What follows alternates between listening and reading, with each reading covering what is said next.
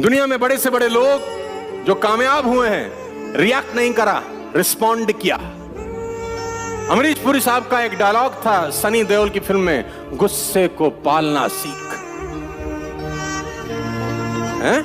Katya है ना, याद है? गुस्से को अगर रिस्पॉन्ड करना चाहते हो उसकी बात को जो आपको बुरी लगी है, हो सकता है किसी की बात आपके दिल पे लगी भी हो, रिस्पॉन्ड करना चाहते हो, इतना कामयाब हो जाओ कि तुमसे मिलने को लिए तरस जाए वो आदमी जिसने तुम्हारी बत्ती में आग लगाई थी।